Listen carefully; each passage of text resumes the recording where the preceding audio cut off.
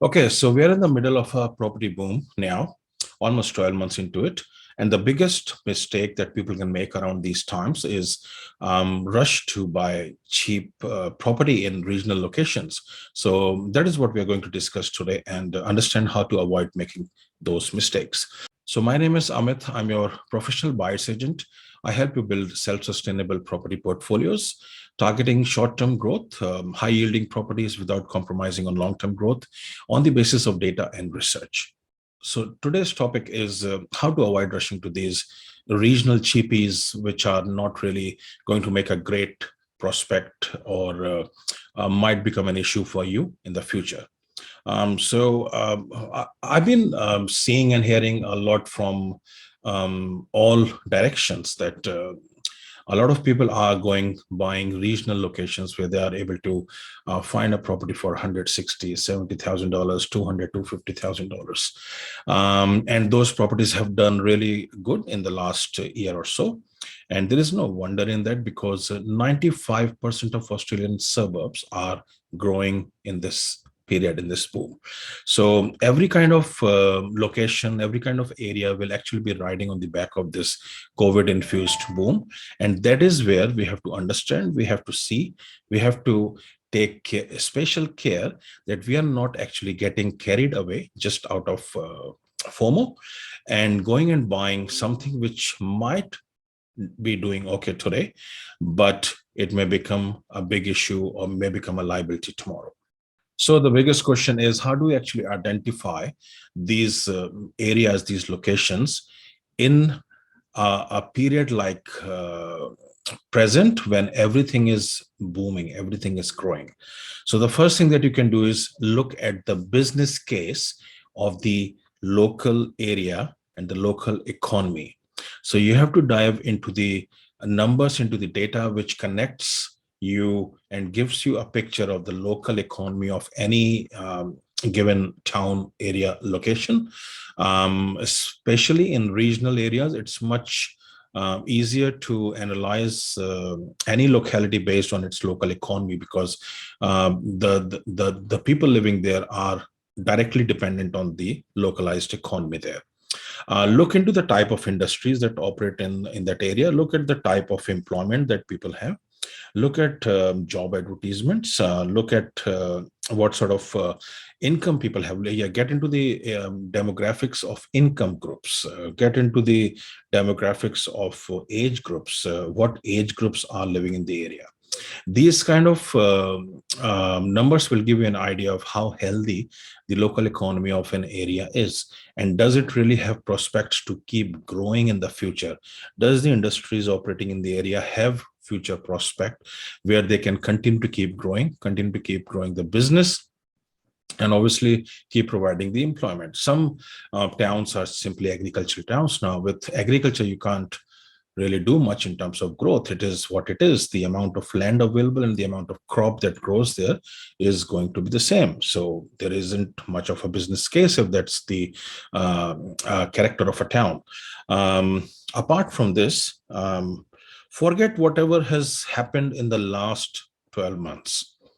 And the reason I say that is because everything has grown in last 12 months, and it might keep happening for next 12 to 24 months. That is how long typically booms would last. So you might see this keep on going for another year or two. So what basically you have to do is ignore the data and the numbers of last 12 months and look beyond that. Go up to 3 months, go up to 3 years from today. So about 2 years before COVID infused growth started to happen, 2019 and 2020. Look into the numbers of those years and see what were the trends of those areas during that time. Because if something was already showing trends of growth in that time and the COVID has only sped it up, then it's still fine. It's okay to go into those areas. But if something was just sitting dead and stagnant for years before COVID started to push the growth of that area, then it is a telltale in itself. And you can easily understand it was as soon as the COVID infused growth ends and all this cools down, those areas will be the ones to suffer the most. So look into the trends prior to COVID of those areas for at least a couple of years, and look into the local business case. How good is the localized economy of that particular area? And apart from that, also look at the actual growth rate and how much growth has happened in the past 12 months. For example, if there has been a growth of 30, 40, 50% in a particular location, not in just 12 months, maybe over the last 2, 3, 4 years, then it does not really makes it too attractive to get into that market now, because every area has got a ceiling up to which the prices of that area can actually go in a given period, and anything beyond that actually becomes unacceptable, either for the investors because the numbers do not stack up, or for the people who are looking to live in there, just because the kind of people who want to move into that area are not really willing to spend that much. And also, when you are entering into an area for investment, you try to enter at the bottom of the market. Now, it is not always possible to time the market accurately, and you can virtually never really accurately pinpoint the cycle of a market, but you try to get in a market before it starts to grow, rather than after it has grown 30, 40, 50%. It does not really make much sense. There is not much left to achieve there in a shorter time duration. The results might come in 10, 15, 20 years, but they won't happen in next 2 to 3 years time. And when you are putting your money for investing in a property, you want to reap the maximum growth and benefits in the shorter duration. You do not want to miss that, because that's where the real growth is. That is where the real benefits are, which actually enables you to keep growing every 2 to 3 years. So I believe there's no fun in getting into a market which has already grown too much, and there's not much left for you to really scoop up. Now, the next thing that you can look at is actually two different sets of numbers in combination with each other. So the first thing you look at is the vacancy rates of an area, and the next thing you look at is the owner occupier and the tenants ratio of properties in the area. So the percentage of the tenanted properties in an area. So as a standard and as an industry benchmark, a 3% vacancy rate is considered to be a healthy one. But we, for our personal use and for our clients, our benchmark is the areas with 2% or below vacancy rates. We consider them better. So see if you can actually stick to 2% kind of benchmark that gives you better results. So look at the trends of the vacancy rates in an area, what has been happening in last 12 months and what has been happening 2 to 3 years before that. And that will give you an idea of whether it is actually COVID infused or it was already started to happen before COVID, and the vacancy rates were getting better and better. If that was the case, then obviously that area can become a consideration. The owner occupier and renter ratio is actually important, because you have to understand that the growth of an area is actually derived by owner occupiers, their willingness to buy and their desire to live in the area. At the same time, you being an investor also want a healthy demand of the rental properties in the area. Now, and again, an industry standard is 70% owner occupier and 30% rentals is considered to be a healthy ratio. Anything more than 10% north or south of this, I would be a little uncomfortable with that, because at the end of the day, the owner occupiers are going to derive all the price rise in the future, which is going to give you the capital growth. But because you are having an investment property in the area, you also need a healthy increase in the number of the amount of rent that you can get and the yields that you can fetch from the property.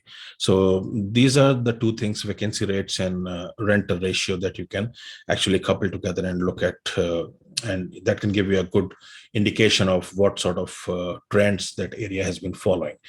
If there has been too much increase in the tenants moving into the area, then I would say you will have to be really careful there, because tenants are temporary at the end of the day.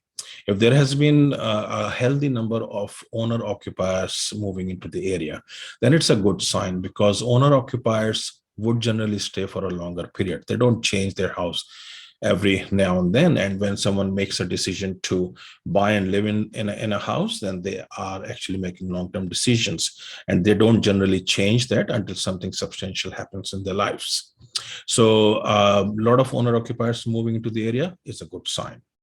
And do not forget that you have to actually look at the last 12 months and 2 years prior to that to understand the actual trend of what is really happening there.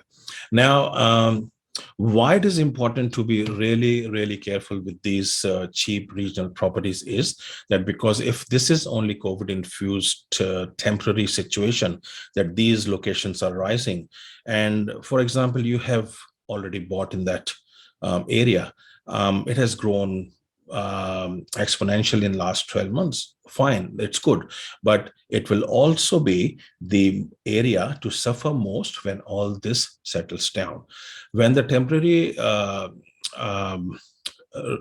residents in the area, the people who have just moved into the regional areas because of the COVID situation, it just the thing now at the moment, they will eventually start moving out, and the people will start going back to the cities.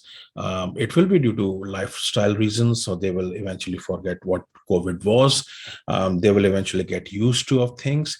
They will need education for their kids. They will need more opportunities for themselves. They will eventually start moving back. And these cheap regional locations will be the ones to suffer the most. Just look at it this way. These are the places where no one have really wanted to live in the past. Only the people who have their family homes from generations, or the people who live or work in the local area, or certain other factors, they have been just living there for years. People do not actually move into those areas for opportunities and better lifestyle. Regional centers, however, is a different story altogether. Regional centers in most states are actually as good as metro cities. So do not confuse these cheap regional locations with regional centers. Regional centers are big hit at the moment. They are going to be able to sustain. They are going to be able to grow. You just have to know where to put your money and when to exactly what sort of property to target in which area.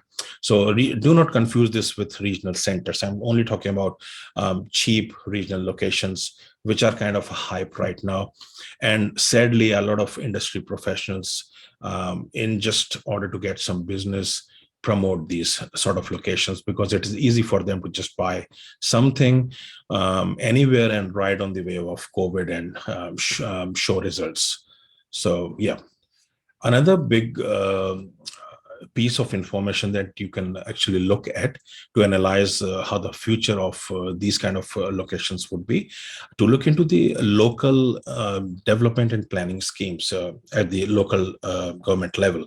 Look at the state and federal planning schemes as well, if there is some sort of overlap or something from state and federal government being planned or implemented for development in that particular area or in the vicinity.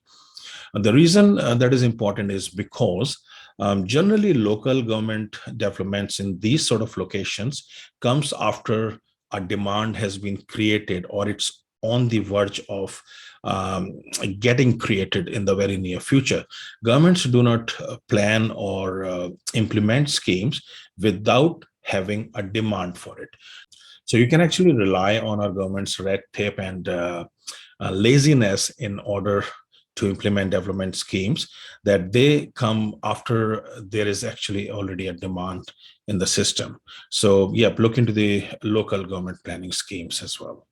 So I guess that's enough for today. It was a quick one. I try to keep my videos short and crisp and to the point.